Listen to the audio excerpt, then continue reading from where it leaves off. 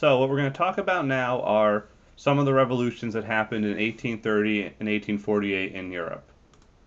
But before we do that, I think it's important just to quickly remind everyone how we got to this point. So 1789, the French Revolution begins. The members of the Third Estate take the tennis court oath.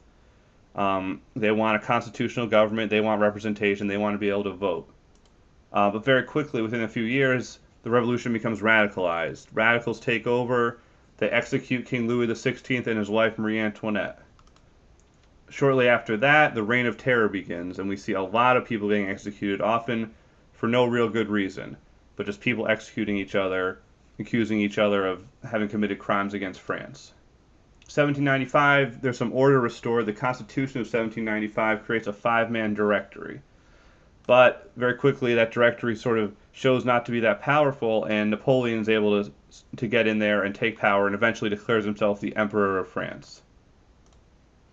Napoleon is very successful for a period of time, conquers a good portion of Europe, but after failing to conquer Russia, he's exiled. He comes back, but is defeated again at Waterloo, and is at that point, in 1815, he is defeated for good.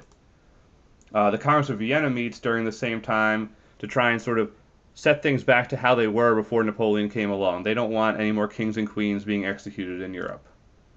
And as we've seen just the other day, there were revolts happening in the aftermath of this in Serbia, in Greece, in Spain, in Portugal, and in Italy. So a lot of people sort of are influenced by the French Revolution to go for their own independence. So after this all happens, 1830, the Congress of Vienna had restored Louis XVIII to the throne. This is Louis XVI's brother. But there also was a constitution that limited some of his power. Louis XVIII dies, and his younger brother Charles X becomes the king, and he rejects the constitution. He takes away any of the freedom that people of France had gained. This is a picture of Charles X. So very quickly after that, liberals and radicals begin rioting in Paris. Within a few days, they've taken control of the city of Paris, and Charles X abdicated and fled. Abdicated just means he gave up all his power, and he fled the country. There's a lot of fighting in the streets, but the rebels end up being victorious. Many of the radicals, which are the people who are really sort of strongly revolutionary, want to create a republic, but more moderate people insist on having a constitutional monarchy with a king with a limited amount of power. And they choose Louis Philippe as the king. He was a cousin of Charles X. He's known as the citizen king because he sort of dressed more like the average middle-class person as opposed to dressing like a member of the royal family. Under Louis Philippe, the middle class does do well, but the vast majority of people could not vote. So we have this all happening in France, and very soon after that, that same spirit of reform starts to spread.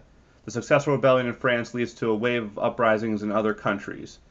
This is Prince Clemens von Metternich, who we've talked about a little bit in class. He's from Austria, and he says, when France sneezes, Europe catches cold. So he's basically saying the French sort of revolutionary ideas very quickly can spread.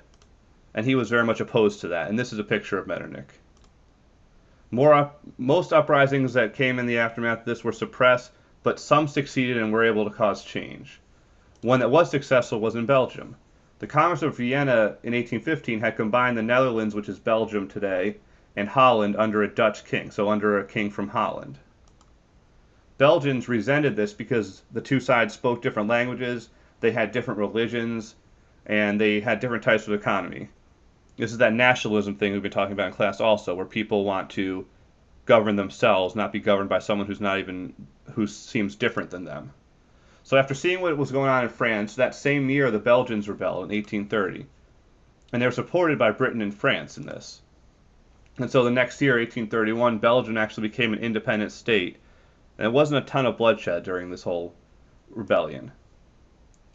Also in 1830 was the November Uprising in Poland.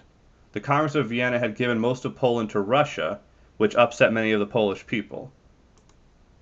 So in 1830, students, some army officers, and some landowners rose up in a revolt, but they failed to get widespread support. And as a result, the rebels were brutally crushed by Russian forces.